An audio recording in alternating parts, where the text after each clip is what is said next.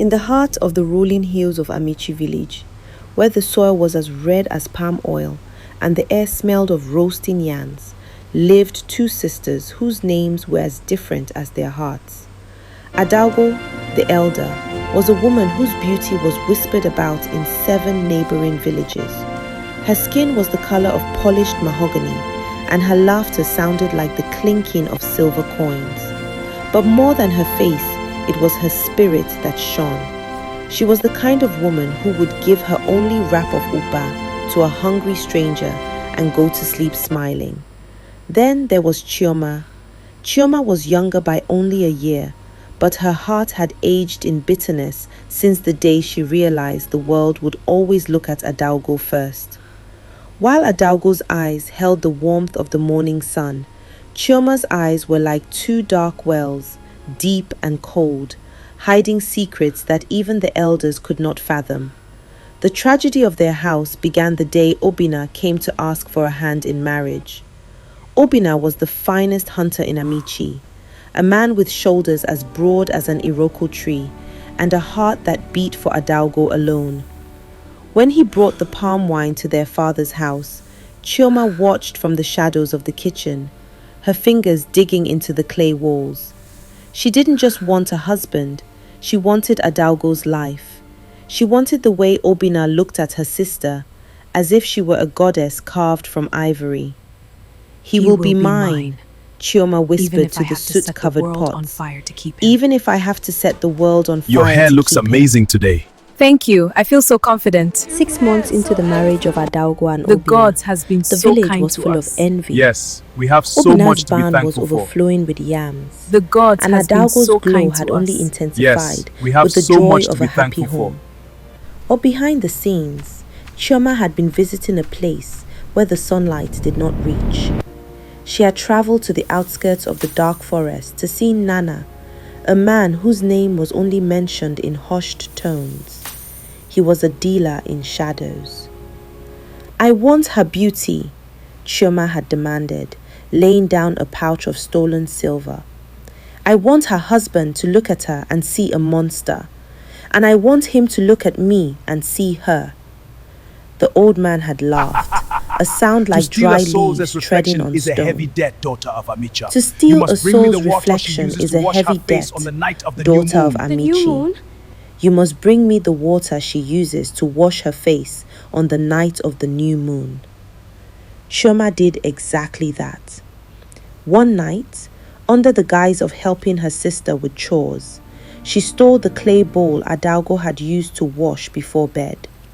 She brought it to Nana, who performed a ritual that made the very air in his hut turn cold. The next morning, the village woke up to a scream that pierced the heavens. Adaugo had looked into her mirror and seen a stranger.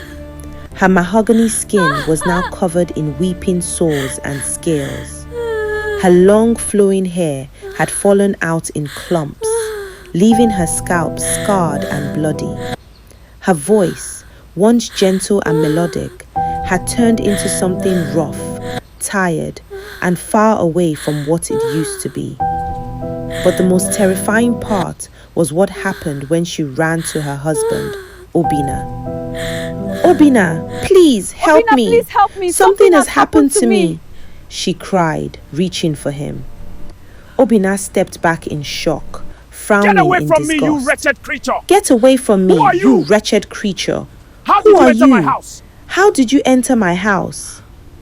It is me, Adaugo, your wife. At that moment, Chioma walked into the room. But she didn't look like Chioma anymore. She walked with Adaugo's grace. Her skin was now the polished mahogany. Her eyes held the silver sparkle. To Obinna, Chioma was now the beautiful Adaugo he had married. My husband, the disguised Chioma said, her voice dripping with sweetness. Do not let this cursed beggar touch you. She must have crept in from the evil forest to steal our joy. Obinna looked at his wife with love. then looked Guard! at the real Throw this leper Adaugo out of my with pure compound. hatred. If she ever returns, I "Guard!" will use her he head for my shouted, next hunting for trophy. he was a man of status. Throw this leper out of my "Throw compound. this leper If she out ever of my returns, I will compound. use her head If for my she next ever hunting returns, trophy.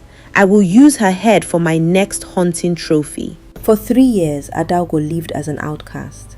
She lived in a small hut made of palm fronds at the very edge of the village, near the dumping grounds.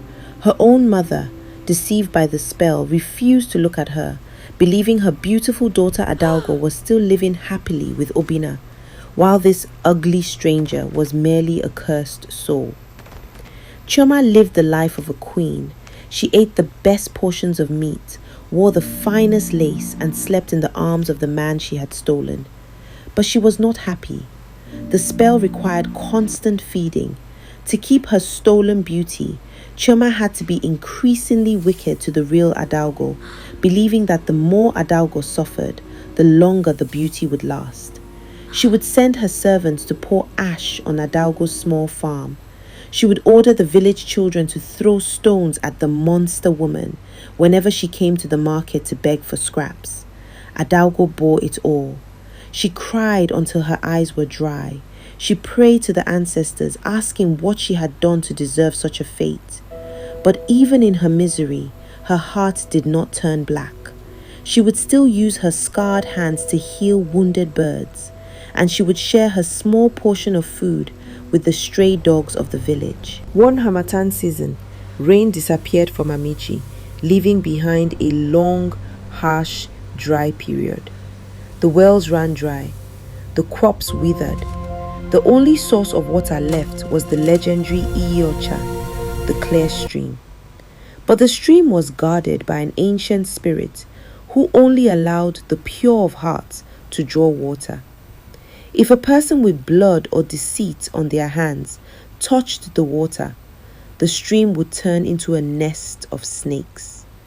The village was My desperate. people, we must stand united. The king of Amichi, Together, we will overcome any challenge. decreed that every My woman in people, the village we must stand united. go to the stream Together, to try we will and fetch overcome water. any challenge.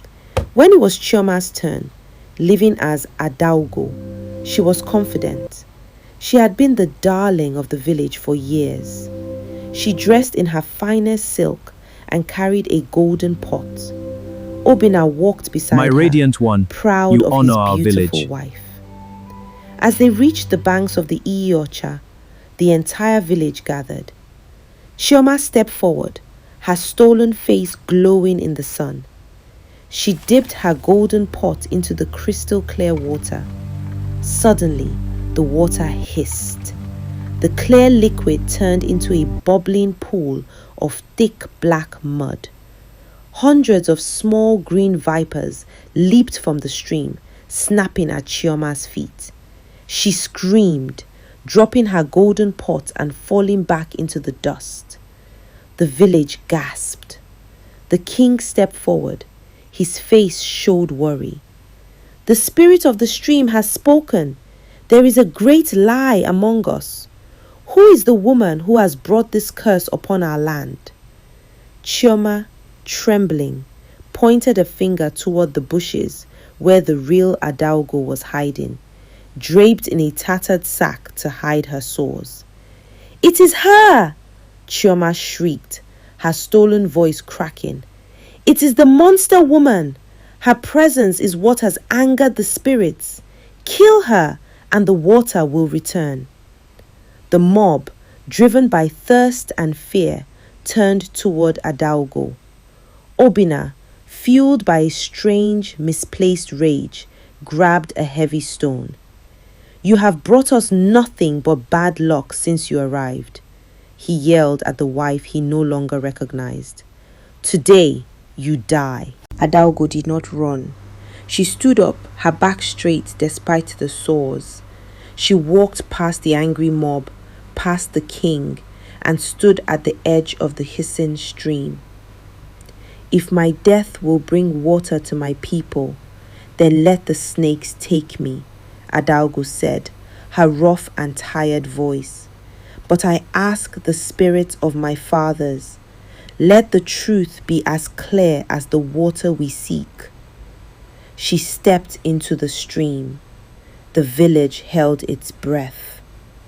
Obina raised the stone, ready to strike.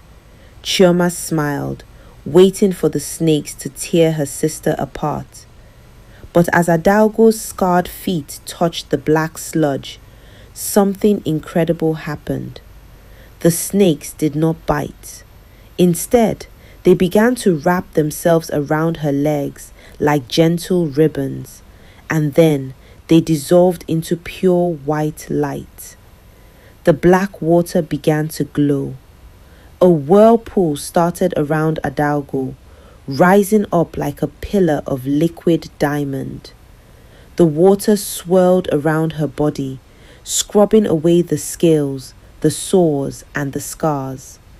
The village watched in stunned silence as the tattered sack fell away, and from the pillar of water emerged a woman so radiant that the sun seemed to dim in comparison. It was Adaugo, but she was more beautiful than she had ever been. Her skin didn't just glow, it seemed to emit a soft heavenly light. Her hair fell to her waist in thick, straight, long strands. As the real Adaugo stepped out of the water, the spell on Chioma shattered instantly. With a horrific sound of tearing flesh, Chioma's stolen beauty melted away.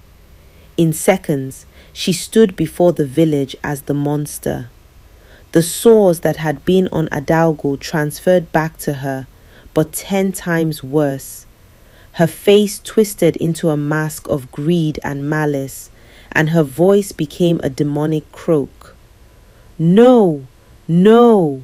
Chioma screamed, clawing at her face. "The water! It stole my face!" The great revelation. The king stood paralyzed. Obina dropped the stone, his heart shattering as the scales fell from his eyes. He looked at the radiant woman by the stream, then at the creature standing where his wife had been. "Adaugo?" Obina whispered, his voice trembling with a mix of joy and agonizing guilt. Adaugo looked at him, but there was no spark of the old love in her eyes. There was only the cold, hard wisdom of a woman who had been through the fire. "You threw me to the dogs, Obina," she said, her voice now like a heavenly choir. "You looked at my soul and saw a monster because my skin was not smooth. You did not know your wife's heart, you only knew her face." At that moment, the sound of horses running echoed through the village square. A royal carriage, covered in the colors of the great kingdom of Igwe, arrived. Out stepped Prince Azubwike, the man who had been traveling the lands in search of the woman whose spirit was pure enough to save a dying kingdom. The prince walked past the king, past the weeping Obina, and straight to Adaugo. He knelt in the red dust. "I have traveled across 7 rivers," the prince said. "The oracle told me that the true queen would be found standing in the middle of a miracle. My lady, my kingdom has been in darkness, waiting for a heart like yours to lead it." The king of Amichi ordered Chioma to be banished to the same hut of palm fronds she had forced her sister to live in. She was to remain there, an outcast, to be reminded every day of the beauty she had tried to steal. Obina fell to his knees, begging for forgiveness. "Adaugo, please! I was deceived. I will spend the rest of my life making it up to you." Adaugo looked at him one last time. "Forgiveness is a gift I give you, so that my own soul may stay light, Obina. But a house built on the sand of physical beauty cannot stand the storm. You chose the sister who looked like me over the sister who loved you. Now you must leave with your choice." She turned and took the prince's hand. As they drove away toward the great kingdom, the Iyi-Ocha stream began to overflow, flooding the village with the sweetest water they had ever tasted. The dry season was over. The story of the two sisters became a legend told to every child in Amichi. They were taught that beauty is a garment that can be stolen, but a pure heart is a well that never runs dry. And every time a woman in the village goes to the stream, she looks at her reflection and asks herself, if the water washed away my skin today, would I be a queen or a monster? Thanks for watching. Kindly like and subscribe to our channel for more interesting stories. Bye, lovelies.